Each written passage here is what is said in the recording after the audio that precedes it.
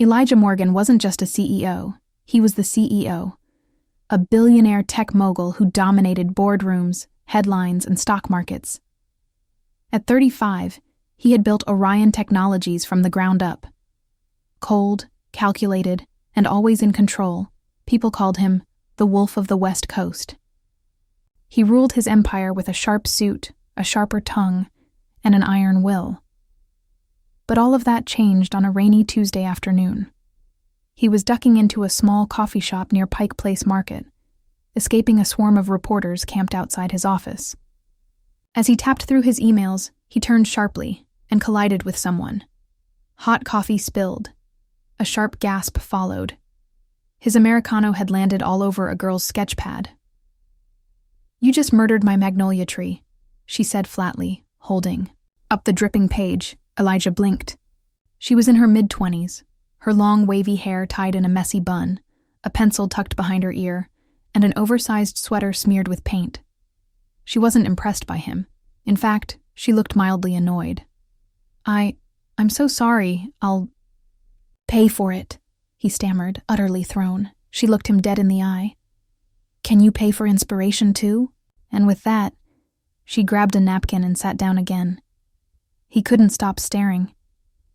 That night, he couldn't stop thinking. The next day, he returned to the coffee shop with a bouquet of sunflowers and a fresh leather sketchbook. "Peace offering," he said, awkward but sincere. She raised an eyebrow. "You're persistent." "I'm Elijah." "Lila," she replied. Still not over the loss of that magnolia.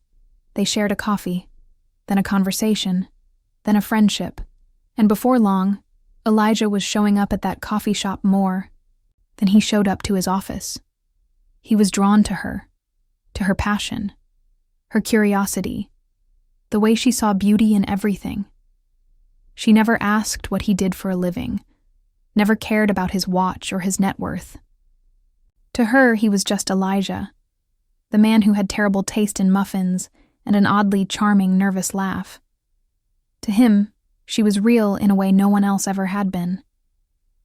He asked her to dinner 3 weeks later. Their first date was supposed to be a quiet evening at a local Italian place. But paparazzi followed them. The restaurant manager nearly fainted when he recognized Elijah. Lila didn't flinch. She ordered eggplant parmesan and asked Elijah about his childhood, not his IPOs. By the end of the night, he kissed her in the back of his car. Soft, gentle, and far more vulnerable than he expected.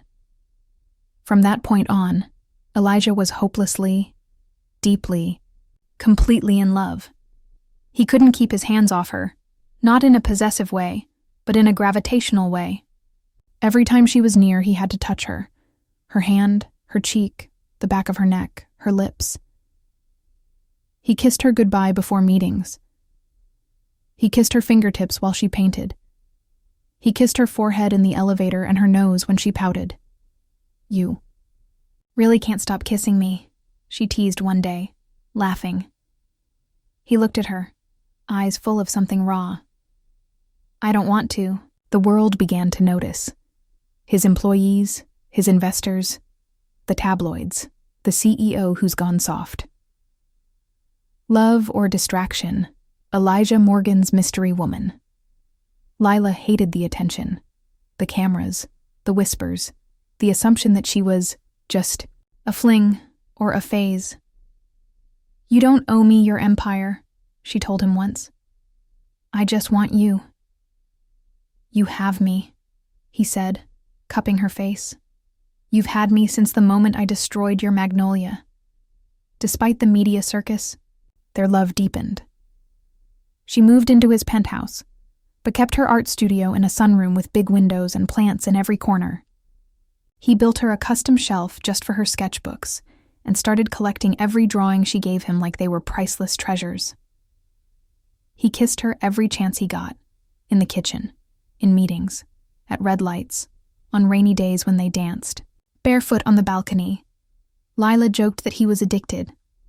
"I am," he said one morning, pressing a kiss to her shoulder as she painted. Hopelessly.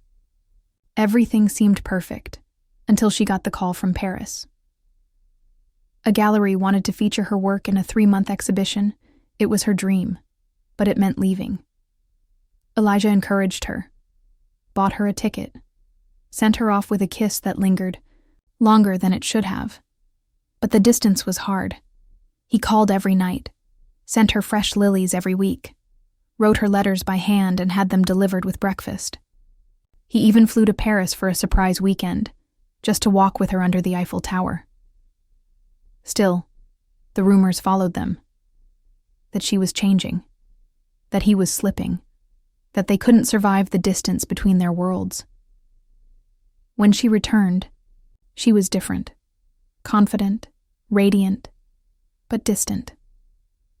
"I don't want to lose myself in your shadow," she admitted one night. "I need to know I can exist without being your accessory." "You're not in my shadow," he whispered. "You're my light." They fought. They cried. They sat in silence for hours. But then Elijah made the biggest decision of his life. He stepped down. He kept ownership, but handed day-to-day operations to his executives. For the first time in years, he prioritized life over legacy. They moved to a small house on Bainbridge Island, a white cottage with ivy on the walls and an apple tree in the backyard. Lila had her dream studio. Elijah had peace. They built a quiet life full of loud laughter, soft moments, paint on clothes, flour on noses, kisses under stars, and tangled limbs in bedsheets. One morning, he proposed, not with flash or fanfare, but in the same coffee shop where they met. He slid a sketchbook across the table. On the inside, page was a drawing of 2 old people on a porch wrapped in blankets, surrounded by magnolia trees. She looked up, already crying. He pulled out a simple ring.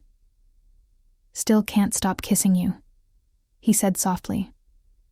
"Will you let me do it for the rest of our lives?" She nodded before he even finished. They were married in the garden behind their cottage. She wore flowers in her hair. He wore a ridiculous grin. Everyone cried during the vows, except Elijah. He was too busy watching her lips, impatient for the kiss. Even 50 years later, when their hair had silvered and their steps slowed, Elijah still kissed her every chance he got. Her hands, her cheek, her forehead before bed. "You'll never grow tired of it?" she asked one night, curled up in his arms. "Never," he said, kissing her once more. "I loved you then. I love you now. I'll love you in every kiss we haven't shared yet." And he meant it. Because Elijah Morgan, the once untouchable CEO, had discovered that his greatest success wasn't built in boardrooms. It was found in a coffee shop, in a ruined sketch, and in every kiss that followed.